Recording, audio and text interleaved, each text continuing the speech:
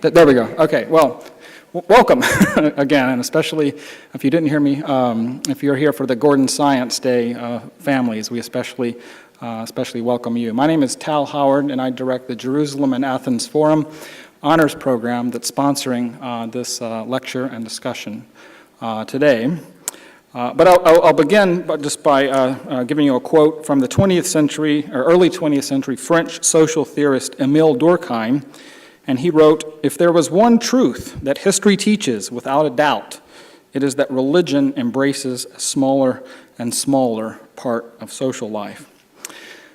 With others, Durkheim is known for constructing the so-called secularization thesis that posited as modern history, as modernity went on, people beginning in the West and eventually worldwide would become less and less religious. You know, arguably, there has been no social scientific idea that's been more spectacularly wrong than the secularization thesis. And religion has amazing staying power, and Christianity does too. And probably the biggest story of the 20th century is the global spread of Christianity. And if you're interested in that, you're at the right place today to hear Dr. Todd Johnson, who's recently published, I brought a copy of it, the Atlas of Global Christianity. There are discounted copies of it available out in the lobby, but it's quite an impressive, amazing piece of scholarship.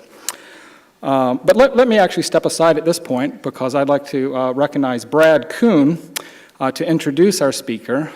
Brad was an alumnus of the college here and an alumnus of the Jerusalem and Athens Forum. And it's been a real pleasure for me to see him use some of his learning, I hope anyway, that he's taking with him to work with Dr. Johnson and others on this important project. So welcome.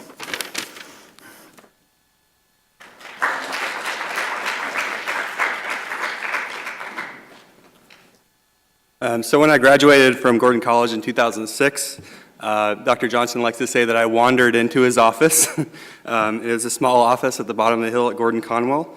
And though I had heard of his work as a result of my interest in missions, I was unaware of just how far-reaching the center that he directs is, the Center for the Study of Global Christianity. And within the first few weeks, I heard numerous phone calls. Dr. Johnson was on the phone with journalists from all kinds of major publications and magazines and newspapers, with missions agency directors, and I think he even got back from a trip consulting for the CIA. Hopefully I can tell you that. Anyway, as a director for the Center of the Study of Global Christianity, Dr. Johnson is perhaps the world's leading expert in the demographics of Christianity worldwide. He's also the co-editor of the World Christian Database and the World Religion Database, which are both online. And those are based on a massive 2-volume set called the World Christian Encyclopedia, which looks at what's happening in the church in every country of the world. In addition to that, he's recently the co-editor of the Atlas of Global Christianity, which we're going to talk about today. But in addition to publishing, he's also a faculty member at Gordon Conwell Theological Seminary, and he teaches at multiple institutions and has even been an adjunct professor here on occasion.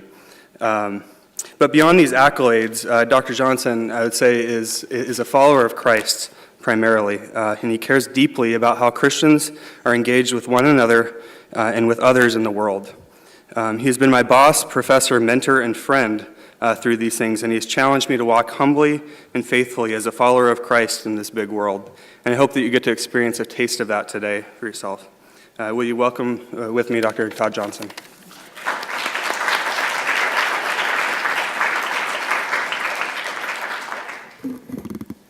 Thank you very much. It's great to be here today. If you like the colors of the maps and the charts and the graphs that I'm going to show you, it's because of the information designer of the Atlas of Global Christianity who just introduced me. So it was good that somebody a bit younger and with a better eye for color was involved in this project. I think it probably would have been black and white if I would have been the one doing it. So I'm grateful for Brad's work on the book. I think you'll see that it was done quite well from the standpoint of color and all of that. This atlas came out about a year ago. It's not really a coincidence that it came out in 2010, because we sort of deliberately were trying to commemorate 100 years since the World Missionary Conference in Edinburgh, Scotland. And as it turned out, there were about 4 large meetings last year commemorating that, all from different points of view. And I was at all 4 of those meetings. The first one was in Tokyo. I was actually on sabbatical in Chiang Mai, Thailand, and went from there to Tokyo. But that was a large conference of evangelical mission agencies from around the world in the month of May, about 1,200 people at that conference. Then in June, on our way back from sabbatical, we stopped in Edinburgh, Scotland, and the Edinburgh meeting was about 300 people, but they were from all different church backgrounds, including Catholic and Orthodox observers, and from all over the world. And that was kind of special to commemorate the book there as well, because it was published in Scotland. It was published by Edinburgh University Press, and it was fun to have the Edinburgh Press team there at that meeting joining us in that commemoration. Then, more recently, in Cape Town, in October, there were about 4,500 evangelicals in the Lausanne movement that were together for that meeting, and this book was also there, and some of the findings were featured in that meeting. And then finally, just after getting back from that meeting, we actually had our own meeting here in Boston. That's what you're looking at here, is the 2010 Boston meeting, which was about 300 students and faculty in the Boston area at the beginning of November. And in fact, we're working on a compendium from that gathering. We had people from all different backgrounds, all different Christian backgrounds speaking there, and we're going to publish a book on, reflections from Boston on this 100-year period. Okay, so that's some of the background of the project. Another thing that you might find a little interesting is just about 2 hours ago, I was talking to my daughter who goes here to Gordon College. She happens to be in Turkey right now because she was with the Middle Eastern Studies program that was evacuated from Cairo last week, and they're on their way to Israel, I think, tomorrow or the next day. So it looks like they're going to be able to continue studying Arabic and Middle Eastern studies and that sort of a thing.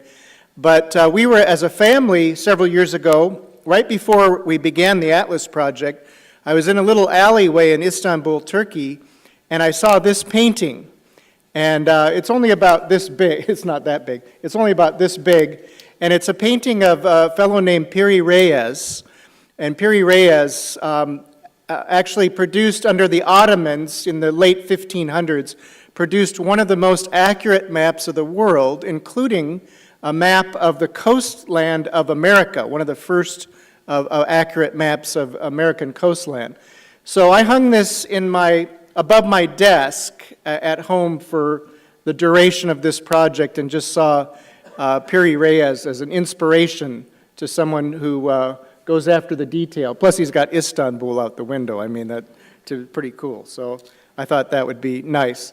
Okay, let me tell you something about what's in this book. We started out with some contextual maps in the very beginning. This happens to be the education rate. And where it's darker, people have more education, or they get further along in education. Where it's lighter, they're not. And of course, Africa, unfortunately, scores the lowest here of any region with a light color there. And we just wanted to point out at the very beginning of the atlas some of the issues that humanity is facing. There's health and social and all that kind of a thing. Remember, it's an atlas of global Christianity, but we still feel that these are important issues, so we put those in the front. Secondly, we do have data on other religions, so we thought it'd be nice to do a series of maps showing religious affiliation. This is Islam, and showing the higher concentrations around the world.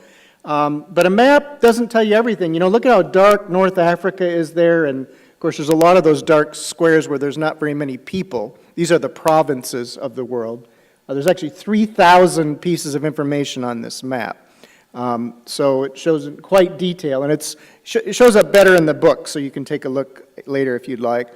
The big change in Africa, or excuse me, in Islam, though, is shown in one of our graphs here, 1910 on the left and 2010 on the right, showing you that Africa's share of the Muslim world population has increased quite a bit over that period, from 18% to 27%.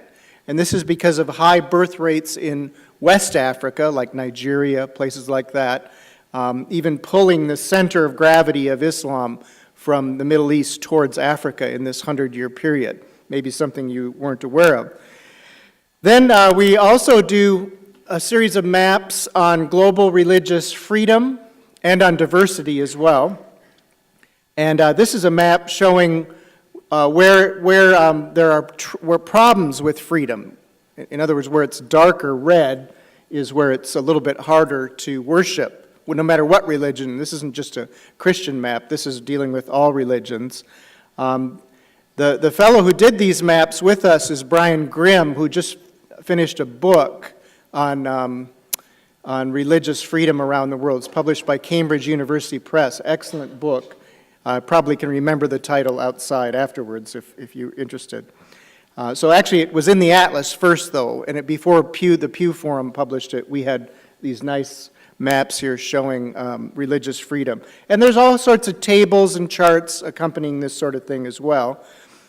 Then we have the basic layout that we use, because remember, it's an atlas of global Christianity, so the core of the atlas is done by United Nations region, because we couldn't do a big enough book, or the book would be too big if we had put in every country of the world, 232 countries in the world. We couldn't afford that much space. So we did the 21 UN regions and the 6 continents instead. This is Africa. And this shows you all the different features of the 2-page spread that represents the sort of the demographics, Christian and religious demographics. And I'll walk you through some of this in a minute. One of the things we thought would be good to do is to compare 1910 and 2010 right next to each other. And these are, the blue here is Christian and green is Islam. If you look to the far left, that's Africa over there. Brown is tribal religionist. So you can see there were hardly any Christians, let's say, in Africa in 1910, and almost half of Africa is Christian by 2010. This includes all of North Africa as well. So sub-Saharan Africa would be much higher. So these each square represents 1% of the population, and it's a way to get a quick glance at what's going on. And I'll show you one of these in just a second here. This is what our regional maps look like, and this is where I was having a sabbatical, is in the orange part of this map here, which has a nice strip of blue next to it, which orange is Buddhist and blue is Christian. I was in Chiang Mai, my family and I up there, and there's quite a few Christians right along the border. Some of you know about the Burmese Christians they've been there 200 years. So it's a very successful church movement there. In fact, if you're interested, next February, in fact, February 19th, which is about a year from now, we're going to commemorate the 200th anniversary of American missionaries sailing, the first American missionaries who sailed from America, a group of 7 people, and they sailed from the Salem Wharf, not far from here. And that's next year, and they didn't plan to go to Burma, but that's where they ended up. And that blue on that map up there in Burma is partly because of those 7 people. It took a while, but that's part of the story there. But this is interesting because you can see Buddhist up in the north. This is Southeast Asia, by the way. Buddhists up in the north, Muslims in the middle, and then Christians over on this side. You have Irian Jaya, Papua New Guinea here, and the Philippines, and some Christian movements in Kalimantan there. So it's quite a nice variety. These maps are majority religion by province. And then a different color depending on how much of a majority they are. So the color gets darker as you go towards 100%. Now here's an interesting comparison. This is the two 100% towers here with 1910 on the left, 2010 on the right. And you can see Islam, which is green, has gained quite a bit. A lot of that is in birth rates, but some conversions as well. Buddhism has lost a little bit. Christianity has grown considerably in the region. That would be Philippines, but also Indonesia and some other places. And then the tribal religionists. Again, on all of these charts, you're going to see tribal religionists shrinking over that period, becoming either Muslim, Christian, or Buddhist. In this case of Southeast Asia. If you don't like colorful charts, we've got plenty of things that look like this as well.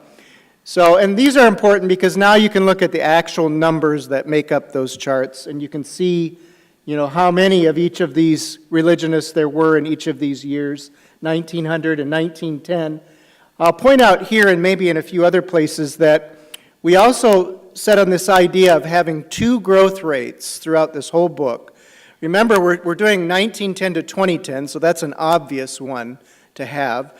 But we also have figures for the year 2000 for all of these statistics, which means the second growth rate is 2000 to 2010, which could be conceived as a current growth rate.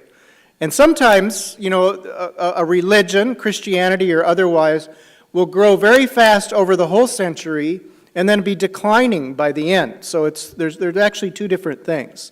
And we might be interested for different reasons in either of them. So we wanted to offer them both to you. Okay, and then we have a lot of Christian maps. The earlier one I showed you was religion. This is the strength of Christianity, with yellow being less than 2% Christian. You see, but then various shades of blue.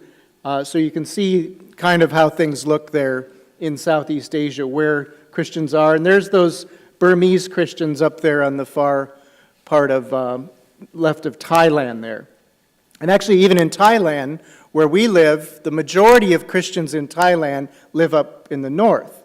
The reason is over half of the Christians in Thailand are actually not Thai at all. They're hill tribes that are living in that region. That's where Christianity has grown, up in the north there.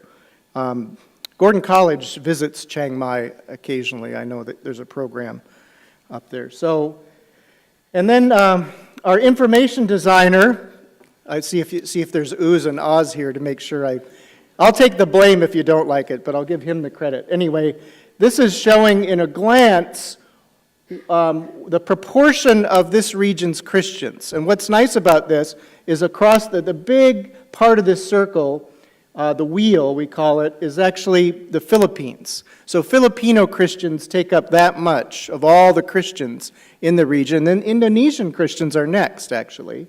And then Vietnamese, then Myanmar, or Burma. So it gives you a quick glance at what proportion of the Christians are in which countries very quickly as you look at it. And then, again, if you like graphs better than numbers, here's what I was referring to earlier with the growth rates for the earlier period, 1910 to 2010 on the left and 2000 to 2010 on the right. What we did in these, if you can see it, is that we put the population growth rate in as well, which is that little red bar.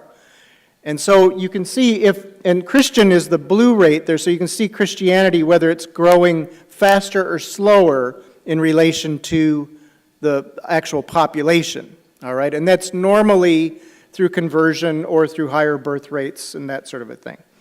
Okay, now most of you know that Christianity has shifted significantly to the south in the last 100 years. I'll talk about the implications of that in a minute, but we are the first scholarly atlas to tackle that problem in maps and charts, diagrams, and that sort of thing. This shows where Christianity is growing the fastest and slowest. The slowest is light colors, and even the gray is sort of a negative growth, and then the darker blue is where it's growing faster.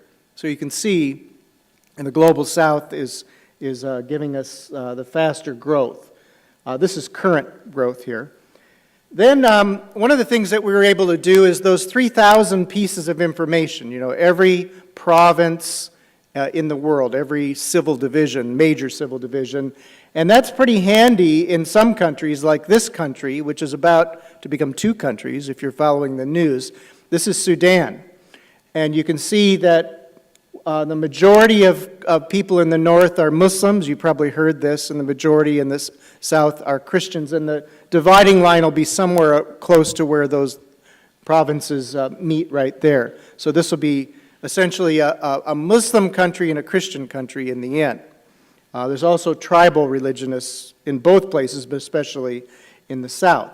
Another feature of this book is that it's ecumenical in its coverage.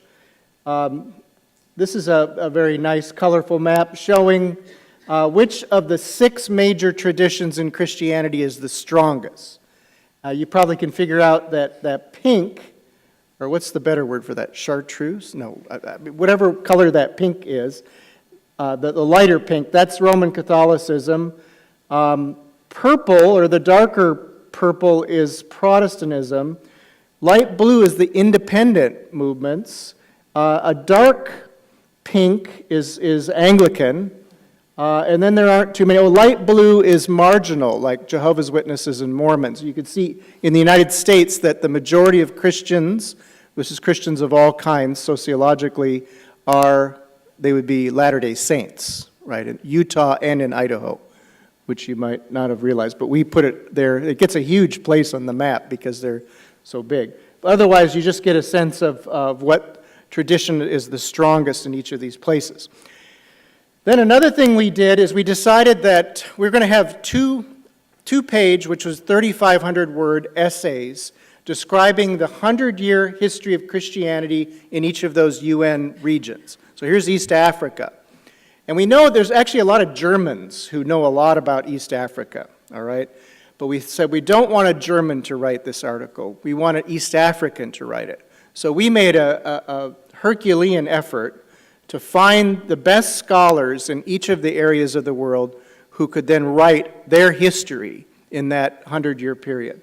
And throughout this whole book, you'll encounter these people who, represent these particular regions. We're getting their voice and not sort of especially not a Western voice. Okay, and then at the back of the atlas, there's a CD. And on this CD is something we call the presentation assistant, because we thought it'd be helpful if people could take any map, graph, table, or chart in this book and put it into PowerPoint or Word for a report. And so everything in the book is available. Now, it also has some extra features. Let's see if I can do this. This might be a little messy. There it is. Okay, there's the presentation assistant. I have to do this up here. What you do is you can click on the parts of the book, and I can't see a thing, but, oh, that's not the one I want. Okay, well, anyway, I'll show you here anyway. Okay, so here's life expectancy. You can click on any of the charts and maps. I hope this one works. And you can go in, and you can zoom in, and you can choose a region like Western Africa, and then you can export that map. You can go right down to the country level, actually, but it doesn't mean too much. Actually, it won't let you go to the country level here, but it will if you're in a provincial thing. I can see if I can get back to where I was, because I'd like to show you something more exciting. Let's see if that... Oh, good. Okay, so now... Which one? Does that one say religion? Oh, too late. Okay, well, let's do Christians, because it shows you the same thing. Again, you can click right on it, click on Africa, click on Western Africa, click here on Nigeria, and you get a map just of Nigeria, where the concentration of Christians. So this is a tool that allows you to actually go further than the book itself, because we couldn't do maps of Nigeria in the book. So just so you're aware of that. Let's see if I can get back here, sorry. All right, it starts at the beginning when I do that. I'm not sure why. But let me just go quickly. Just memorize these as they go by. Okay. Now, here's some maps just showing the difference over the 100-year period. This is a map of religion in 1910. Brown is tribal religionists, blue is Christian, green is Islam. So let's watch what happens. Okay, that's 100 years. Did you see it go by? Okay, so go back again. Watch sub-Saharan Africa, for example, becomes quite blue. The green makes its way further south. One other thing you'll notice is that the blue in the Americas becomes less blue. And that's secularization, because it did definitely have an effect, and other things. So you can go back and forth between these. Here's a pie chart showing you the change. The big change is Chinese folk religionists, which are red at the bottom here, are dropped from 22.3% to only 6.6% 100 years later. That was the communist takeover of China. All right, although religion is on a resurgence in China right now, so we're going back the other way. But this just shows you the basic proportions. And then our famous charts here give you a quick comparison, and I put lightning bolts on a couple of these that show fast rate. And those are agnostics and atheists there, but Taoists are the fastest growing religion in the world right now in that 10-year period. All right, and that's partly because there aren't very many, and there's a huge resurgence of religion in China. Okay, now let's go back then to religion itself. This is the world, that doesn't show you too much. This is the world of 1910, quite religious. That's the darker color. Watch what happens over the 100-year period. Becomes much lighter, especially in certain places like China and Australia and the U.S., so go back again. You can see it gets much lighter. And you'd think, actually it is true that the world is less religious today than it was 100 years ago. There's no doubt about that. But what Tao was referring to at the beginning is this, and that is that the peak of the non-religious resurgence was actually in 1970, and since then has gone down. And this is when people say there's a resurgence of religion globally, that's the evidence for it. All right? And it's the collapse of communism, essentially, from a huge number of atheists in the Soviet Union to mostly Orthodox. Putin, a couple of years ago, said, we're all Orthodox. I mean, so that's quite a big change from we're all atheists, which they weren't, but they said that, and then now saying they're all Orthodox, which they're not, but they said that too. So just how it goes. And what we've noted, and other sociologists, of course, have written about this, is the desecularization of the world. One interesting fact is that the world in 1800, a third of the world's population was Christian or Muslim. We think 2/3 of the world's population will be Christian or Muslim, actually by 2100, because population is going to level out after that. So even by 2100, we think it'll have doubled, just those two religions, okay? Now, why do we do this? Why do we study Christianity and demographics of Christianity? Seems like there'd be more exciting things to study. But the churches spend over $1 billion reporting on what's happening around the world, and nobody does anything with it. So we feel sort of a moral responsibility to do something with it, to do some counting and accounting with all of that information. In one sense, this is not a very exciting subject because this is what the growth of Christianity looks like over the last 100 years. Now, if you're in a hospital and you see this is bad, I mean, it's going across like that. But as we said, there have been some remarkable changes to Christianity. This shows you that over 80% of Christians in 1910 were either Europeans or North Americans. And watch what happens. 100 years later, only 25% are in Europe and 12% in the U.S. That's less than 40%. So from 80% being of European stock, I guess, going back to only 40% and dropping. And what's rising is what you already know, is the African, Latin American, Asian Christian population.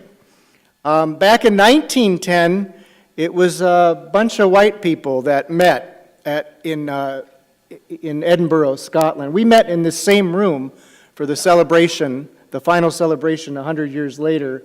The main group that was on the stage was a group of Nigerian worship leaders, dancers and singers, and it was really quite a change from this particular photograph here, which represents what was going on in 1910. And of course, it'd be easy then to say that the sort of typical Christian family 100 years ago and today are very different. There's European folks up there, and here's Africans here. Probably one change that we should make to the European photograph is they probably would have had 5 children in 1907. All right, but nonetheless, a big change demographically. 2 things are happening. One is that Christianity is declining in the West. Beautiful empty cathedral here in Europe, and rising in Africa and places like that. So a huge demographic transition. Now, you'd think if that happened that it would be really exciting to see how aspects of Christianity are affected by this demographic change, right? But I want to show you something. This is a series of icons that were developed in Berlin by a Chinese fellow who came to live all excited in Germany and saw very quickly that Germans and Chinese were actually very different. And so he was a graphic designer, so he put together a set of icons. So here's the Germans are on the left and the Chinese are on the right. So Germans are blue, Chinese red. And just here's some contrasts. The boss has much more authority in the Chinese situation. The child, in German society, just relates to mother and father, whereas he relates to the whole extended family over here, and is especially important to everybody in that family. How about the handling of problems? The German walks straight through the problem, and the Chinese kind of goes a little bit around. All right? Queue when waiting, if you've traveled at all, you know the Germans lining up neatly, and the Chinese on the right. The opinion, the German straightforward, the Chinese a little bit circuitous. Remember, this is a Chinese fellow who developed these. And then, how about contacts? The German with just a few close friends, and the Chinese in a huge web. Now, remember, we're talking about Christianity here, and that's our subject, not his. But when I got to this slide, I thought, wouldn't it be nice if Christianity is growing faster in China than in Germany, which it is, that Christianity take on this form here? Because think of how close this is on the right to a New Testament way of looking at things. And then finally, the way of life, the individual and the group here. We have bowling alone, that's the title of a book, a sociological book in our country, and the Chinese way of life actually looks more like the New Testament way. However, what has been discovered, and this is written by a Chinese fellow, he wrote a book, a Malaysian Chinese, he wrote a book called Mangoes or Bananas, The Future of Asian Theology, Christianity and Theology. And what he was saying is, isn't it a shame that Asians, by and large, have been trained, Christian Asians have been trained in Western seminaries to act like Germans, sort of, okay? Wouldn't it be beautiful if Asian Christianity were more like and so it's yellow on the outside and white on the inside, Christianity. That's a banana. He said, wouldn't it be beautiful if Christianity were more like a mango in Asia, yellow on the inside, yellow on the outside? And so that's his way of saying, let's see a change in the way Christianity is expressed. So to summarize then, one of the biggest challenges for Christians is that there's been a huge demographic change, but not really a corresponding change in character within Christianity. And that shouldn't be. I'm sure you're all aware that is a negative thing. Okay, the other thing is that Christianity itself, if you map the whole history of Christianity, and at the Last Supper, you've got Jesus in the middle, and you've got 6 disciples on each side, all right? And so Jesus is the statistical center of gravity of Christianity, see, in Jerusalem. What I've done here is map the statistical center throughout the whole history of Christianity. You know, where is the point on earth where there's an equal number of Christians to the north, south, east, and west? Approximately, okay? Not exactly. And it moves all over the place, but it moves way over to the west. And by the time of the Reformation, 92% of all Christians are European. So in the history of Christianity in Asia, which was 1,000 years long, is sort of coming to an end. And then you have this terrific shift to the south. And you can see where actually the center today is near Timbuktu in Mali, okay? And I actually have a friend who lives in Timbuktu, and she told me she would be willing to go drive a stake in the ground and say, this is the center of global Christianity. I said, well, you could do that, but the problem is you'd have to get up every morning and move it 100 yards towards Nigeria. So it's too much of a job for her. But anyway, the point is it's shifting to the south. Now, there's not a lot of Christians concentrated at that point. It's just the center, okay, just to give you an idea. Probably more important is this graph here, which shows you the percentage of Christians who were in the global south, which would be Africa and Asia, not Latin America until later, of course, because there weren't Christians in Latin America till 1500. So what we have here is something you might not realize, that the first 900 years of Christianity, Christians were in the majority in Africa and Asia.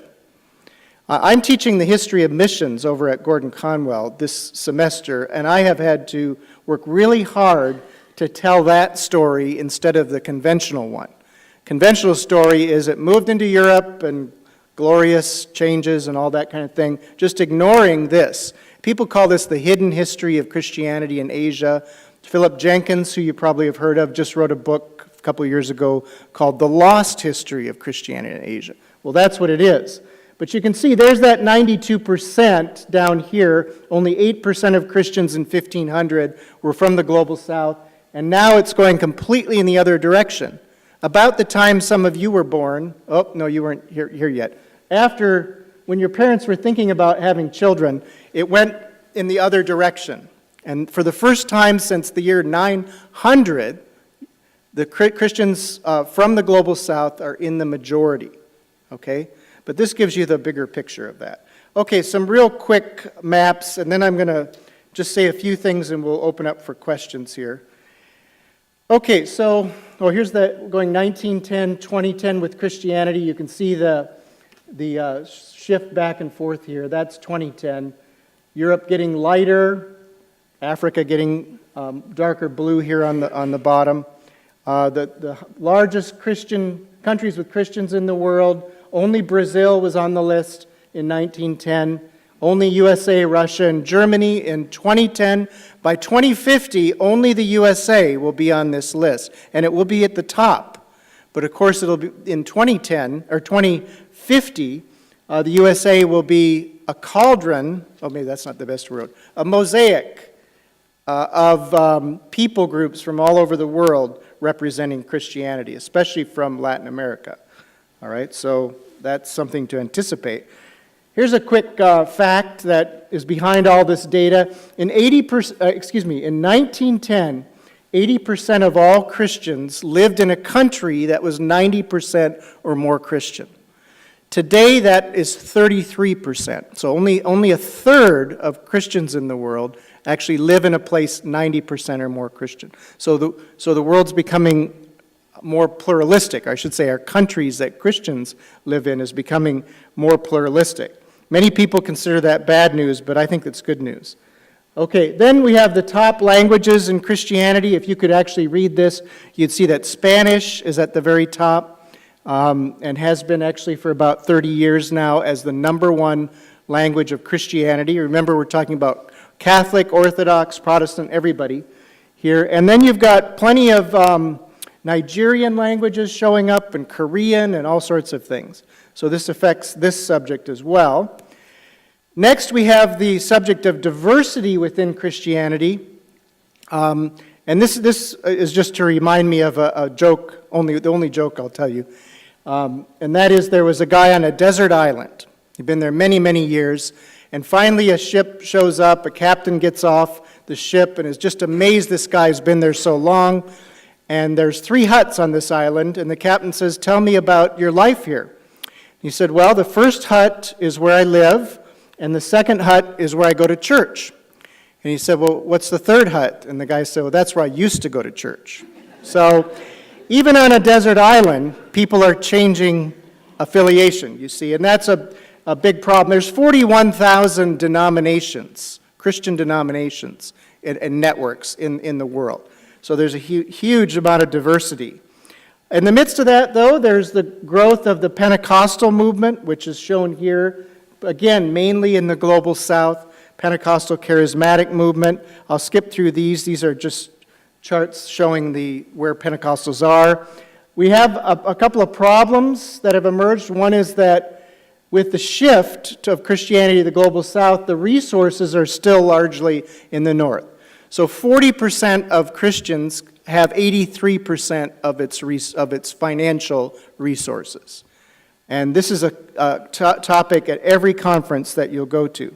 Women have a disproportionate positive role, I'd say, in global Christianity and leadership, especially in Africa and other places. It shows up in all kinds of conferences that are being held. This shows that 85% of all Christian evangelism actually goes to Christians, not to non-Christians, and that's part of the 41,000 denominations competing with each other. This then shows probably the more serious problem, one that I want to highlight, and that is that 86% of all Buddhists, Hindus, and Muslims in the world do not personally know a Christian. This is probably the most significant finding, missiological finding in the Atlas. So there's really 2 things in the Atlas. One is that Christianity is shifting to the south, and there's lots of comments on what that means. The other is that Christians are not personally in contact with non-Christians, especially Buddhists, Hindus, and Muslims. This is probably the great missiological challenge for the 21st century.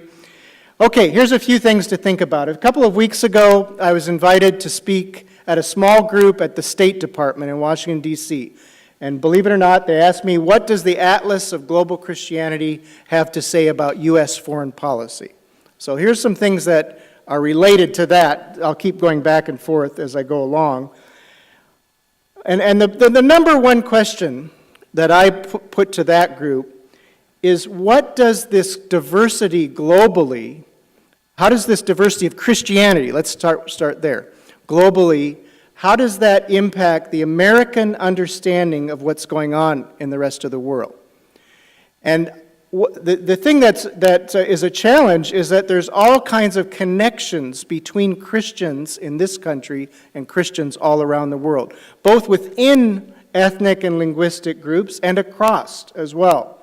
So Nigerian churches in Brooklyn are tightly connected to Nigerian churches back in Nigeria. But there's also a church in Richmond, Virginia that I went to for many years that's connected to a church in the southern part of Kazakhstan. So there's those kind of things are going on, but hardly any of that actually has an impact on what's going on in Washington, D.C. So there's a disconnect. There's a disconnect between all these relationships that are natural around the world and how they might inform Washington, D.C. Now, one problem is the question of these 41,000 traditions and 7,000 languages. There's a lot of combinations there. As a Christian, what is your primary identity? That's a question I'd ask. You look at that atlas, and you just be amazed at how much variety there is of Christianity around the world. You could ask yourself, what's my primary identity? Am I primarily, in my case, a Scandinavian Lutheran from Minneapolis? Or am I first a Christian, a follower of Jesus Christ, who happens to be a Scandinavian Lutheran from Minneapolis? That's the kind of thing I have to think about and it makes a big difference if you primarily identify with your own tradition or you primarily identify with all followers of Jesus Christ. That's going to make a big difference. Now, for me, it made a difference in even how I thought about Jesus. When I was a little kid, I had this picture next to my bed of Jesus, and I grew up with that. This is Warner Sallman's painting from 1949. There's 1 billion of these around the world. This is the most reproduced painting of Jesus in existence. All right? Then I felt God calling me to Southern California. So I went to Southern California, and I met the Surf's Up Jesus, you see. And I thought, man, this Jesus is just a whole lot more exciting, as part of the Jesus movement and all that. So I took my Warner Sallman, and I gently put it in the drawer, and then I put this picture next to my bed. And I thought, I have really moved on in my Midwestern understanding of who Jesus is. That was before I met the Sri Lankan Jesus. This Jesus was actually painted by a Buddhist who had listened to Christians describe who Jesus was, and he painted a picture of Jesus. So this is quite far removed from even Southern California, you see. And the interesting thing about this Jesus is that the eyes are at half-mast here, half-closed, and that represents humility in the Sri Lankan tradition, whereas my Jesus has his eyes wide open, which represents arrogance in Sri Lanka. So I have, and if I had more time, I could take you through a bunch of pictures of Jesus from around the world, but it's kind of deconstructing who I thought Jesus was. And maybe I should say, to be fair, that Jesus didn't look like this. Okay, so this is not like the authoritative way in which we know he looked. Okay, so that's maybe a good starting place if you're a little offended. Okay, next we have a serious problem which was unmasked by the Pew Forum, and that is that American evangelicals do not know much about the rest of the world's religions. In fact, atheists and Jews score far higher. When I heard this, and I have friends at Pew, so I heard it right away, I decided to call my pastor in Hamilton and say, can I teach a course on world religions at church? And he said, sure. So in a couple of weeks, I'm going to start with Stephen Prothero's book. He's at Boston University. And God is not one, which means there are differences between religions, but we can still learn to respect each other. It's an excellent book if you want a book to look at on this subject. Okay, next, we have so many competing voices about how to look at religion in our society. So we have an excellent sociological study, American Grace. Robert Putnam, who's at Harvard, just came out with this book. That's a really great way to study the impact of religion in American life. Then we have loud voices like Christopher Hitchens saying God is not great. And then we have the Left Behind series over on the left here, okay? 60 million copies of this are in existence. And that's the future according to that group, okay? So you've got all these different voices about where we're headed. Then you have more serious voices than that, even with two recent books. The one on the left is Eric Kaufman's Shall the Religious Inherit the Earth, which is the relationship between religion and demography. The one on the right is the book The 10th Parallel, if you've seen, which is Eliza Griswold's book on the conflicts between Christians and Muslims along this 10th parallel. Excellent book. Then we have the challenge of, can you pick out the different traditions within other religions and the significance that they have? As we know, within the Protestant tradition, it's very different to be Catholic, Orthodox, Evangelical, Pentecostal. Those all are very different. What you're looking at here is a group of Buddhists. They're all just Buddhists, okay? But the Thai robes, which are orange, and the Vietnamese robes, which are pink, are in the Theravada school, which has a completely different approach than the Mahayana school, which is the white robes that you're looking at. So you're looking at Catholic and Protestant Buddhists here, who are milling around together. Two different major schools. They all in different colored robes here. Then there's the problem of language. This is the Muslim community mapped by language. And if you look at a list of the leading languages, this is just to tell you that it's in there, not to read it. you find out that the leading Muslim mother tongue in the world is Bengali. So the largest, I'm saying leading, the largest mother tongue in the whole world of Muslims is Bengali. And so that's a piece of information that would be good to know as we talk about impacting the world. Remember, I'm trying to tell the State Department what needs to change. By the way, I'll go back here. When we invaded Iraq in 2003, we set up an embassy in Baghdad. We put 1,000 people in that embassy. A few months later, they did a survey of the people in that embassy. 6 of them spoke Arabic. 6 of 1,000 people spoke Arabic. Okay, so that's a pretty serious undertaking to have hardly anybody who understands the language, and most of the people there knew very little about the difference between Sunnis and Shias as well. So it's a serious thing for Americans to be going around the world with so little understanding of what's going on. It's dangerous. What about Sufism?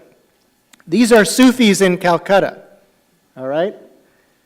And when I was, I don't know where I was recently, I was somewhere, and somebody told me that there's actually a Sufi imam in Calcutta who is following Jesus Christ, and he's now got his whole Sufi community following Christ as well. So there's complexities out there within these different religious movements.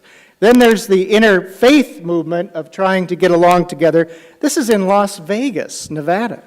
Now, who gave them permission to do that? You know, here's from the left, we have a Buddhist priest, then a Muslim imam, a Jewish elder, a Hindu statesman, an Episcopal rector, and a Catholic pastor. Okay, going across there in Las Vegas. This represents opportunity, though, for people to get together, begin to learn about each other. It's certainly better than this, which is something that goes on in our country as well. I'll skip that. Then I've shown you the provincial differences. This was a map that was produced for Eliza Griswold's book by our office. They couldn't handle all the nice colors, so I'll just show it to you here. But the S is where Sharia law is in effect in Nigeria, and that's the relative concentration of Christians and Muslims in Nigeria. So it's very important to say Nigeria is a Christian country or Nigeria is a Muslim country. It's far more complicated than either of those statements. I've showed you then there's growth rates to be concerned about, and these are differing growth rates in Southeast Asia. I want to get to questions, so I'll skip that.